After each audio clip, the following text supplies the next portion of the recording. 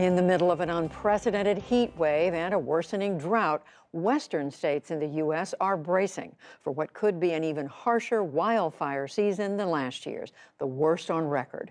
With many residents still picking up the pieces, they worry about what's on the horizon. Stephanie Sy has this report from southern Oregon. You can see where this area burned over here. These are the charred remains of a section of the Bear Creek Greenway that burned early in the fire season. Too early. It's bone dry along the 20-mile trail that runs through Jackson County in southern Oregon. Just a spark in this tinderbox could become another disaster, like it did last summer. So there's vegetative fuels like this all along the Greenway, and the fire was just moving rapidly. And then, Bob Horton was the chief of Jackson County's Fire District 3 when the Alameda fire erupted last September, consuming the towns of Phoenix and Talent and leveling some 2,800 structures.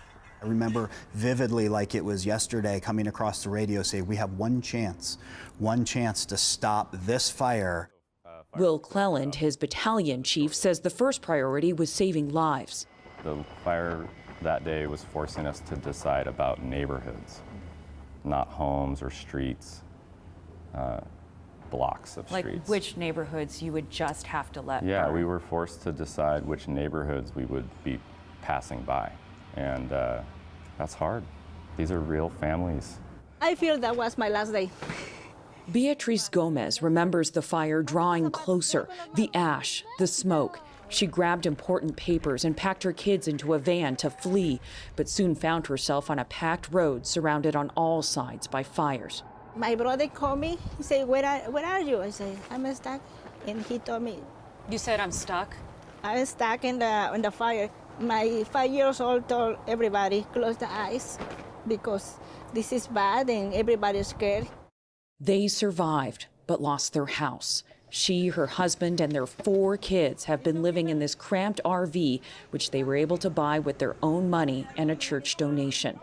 These RV parks are scattered throughout the area, filled with displaced fire survivors, many still traumatized by that day in September, which happened to also be Beatrice's birthday. Are you still scared of wildfires? Oh, yes, every day. Especially last week, we have a smoke fire close to her and see the smoke. And I look in every 5 or 10 minutes. When I start to feel the smell, I start to answer. Get anxious. And I said, what did I do? So I put my paper again in the van. I have to run again. And my 5 years old daughter told me, hey, Mom, the smoke maybe is for carne asada. You don't have to worry. After the fire, I put my kids for therapy with everybody. My old son is screaming at night. My daughter too, and I heard he cry in the sleep. The kids attend schools in the Phoenix Talent District, where Tiffany Lambert and Lucy Broussard work. The Alameda fire arrived on the first day of school last year. I looked back and I saw the big plume of smoke, and that is when panic set in, and just hearing where the fire was and knowing that it was getting really close to some of our families' homes, and it was some of our most at-risk families, broke my heart. The fire left 1/3 of students in Phoenix Talent School suddenly homeless. I mean, our areas are just reaching the end of the cleanup phase. So when you are looking at the school year starting in the fall, you're still going to have a big percentage of students that are displaced and not in permanent housing. Correct. Mm-hmm. Officials estimate more than 400 families are still displaced. Among them, Alan Shepard's grandkids. With school out for the summer, they cooled off in a kiddie pool, hastily purchased on a day when temperatures broke all-time highs in southern Oregon. Like Beatrice Gomez, he says he had almost no warning to evacuate and could hardly save anything. What was most valuable to you that you lost? My whole home. And it hurts. But what can you do? You know, stick your chin up and keep going on. Try to make it right for these guys. He can't afford to rebuild or even rent. I got 4 kids. You know, even to get into a 3-bedroom, sure, I'm going to be up around $1,200, $1,300 a month. You know, and for me, that's not feasible. Right. So that's why I'm saying I might have to go off grid again and save enough money to buy a mobile home, you know, and then move it in on a park. That I can afford. The hard-hit town of Talent still bears the scars of that September day. Everything on one side of Talent Avenue completely annihilated. Dominic Della Sala is a longtime Talent resident. He has spent years studying climate change and warning of its impact on wildfires.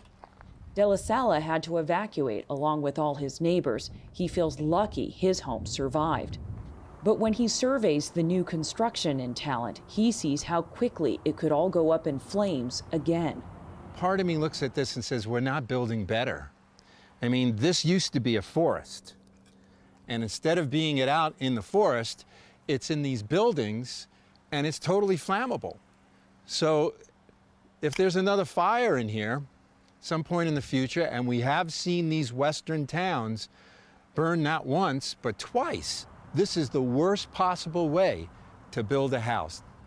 A new wildfire season is underway, which threatens to be worse than last year's. All of the forecasts have been well above the level of danger or risk that we would have at this time of the year.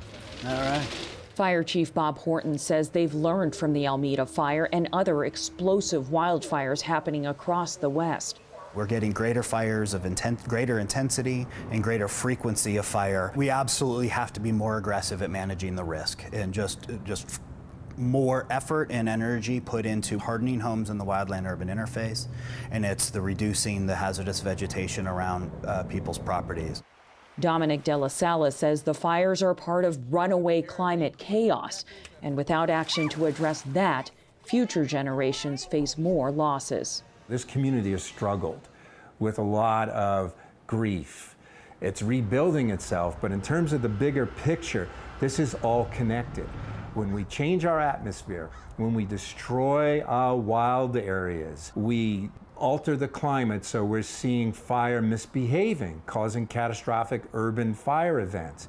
If we try to attack this problem like we always have, assuming that it's the same problem, we will not find success.